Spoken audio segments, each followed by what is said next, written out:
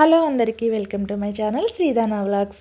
నేనైతే ఈ వీడియోలో యూట్యూబ్ ఎందుకు స్టార్ట్ చేశాను, హార్డ్ వర్క్ చేస్తేనే సక్సెస్ వస్తుందా అనే దాని గురించి అయితే చెప్తానండి. యాక్చువల్లీ మా ఫ్రెండ్స్, మా రిలేటివ్స్ అడుగుతున్నారు. అంటే కనపడతాం కదా యూట్యూబ్లో, ఏంటి యూట్యూబ్ స్టార్ట్ చేసావా, ఏంటి మనీ సంపాదించేద్దామనే అని అంటున్నారు.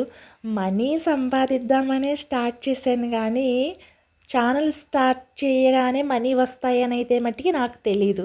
వాళ్ళు అలా అడిగేసరికి నేను ఇలానే చెప్పాననమాట. ఛానల్ స్టార్ట్ చేయగానే మనీ వస్తాయని నాకైతే తెలీదు.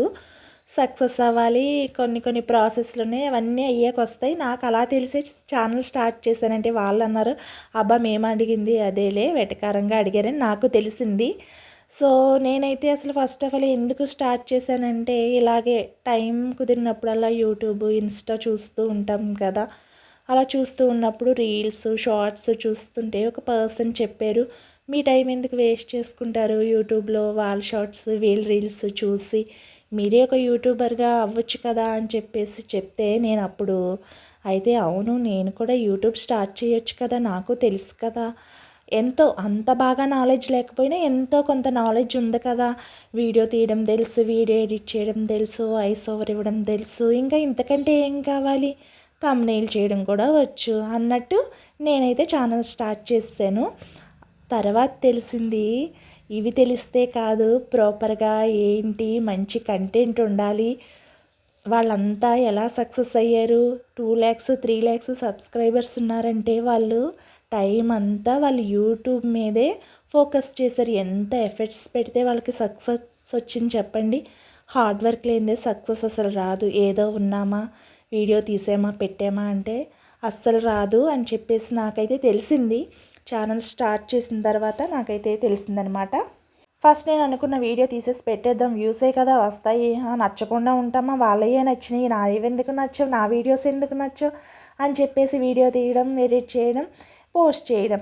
వ్యూస్ వస్తాయి ఎంతవరకు, కొంతవరకు. అది నచ్చితే వైరల్ అవుతుంది, లేదంటే అక్కడే ఆగిపోతుంది. సబ్స్క్రైబర్స్ కూడా వచ్చేస్తారన్నట్టు టేక్ ఇట్ ఈజీగా తీసుకున్నాను. కానీ సబ్స్క్రైబర్స్ అయితే రారండి. ఎంత బాగుంటే వస్తారు చెప్పండి. మనం కూడా, నాకు కూడా అదే అనిపించింది.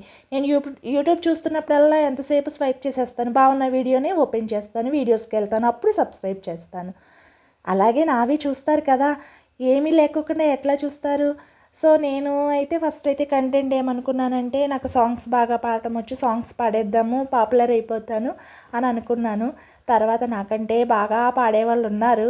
నాకు అనిపించింది, నాకంటే బాగా పాడేవాళ్ళని సబ్స్క్రైబ్ చేసుకుంటారు, ఇంకా డిఫరెంట్గా ఉండాలని చెప్పేసి నేనైతే వెయిట్ ఎక్కువ ఉంటాను, వెయిట్ లాస్ టిప్స్ అయితే ఫాలో అవుతూ ఉంటాను, బ్యాలెన్స్డ్గా వెళ్తాను, వెయిట్ మేనేజ్ చేసుకుంటూ ఉంటానని చెప్పేసి, సో నా టిప్స్ షేర్ చేయొచ్చు అని చెప్పేసి స్టార్ట్ చేశాను. యాక్చువల్లీ నేను వెయిట్ ఎక్కువ ఉంటాను కాబట్టి కొంచెం తగ్గి చూపిస్తే బాగోదు.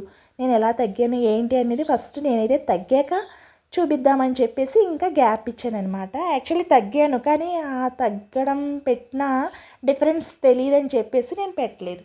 కంటెంట్ అయితే అలా సెలెక్ట్ చేసేసుకున్నాను. నా డైలీ రొటీన్ లైఫ్ అది చూపించవచ్చు, డైలీ జరిగేవే కదా చూపిస్తున్నారు కానీ వాళ్ళు ఇంకా కొంచెం ఎఫెక్ట్స్ యాడ్ చేస్తున్నారు. అందుకే వాళ్ళంతా సక్సెస్ అయ్యారు.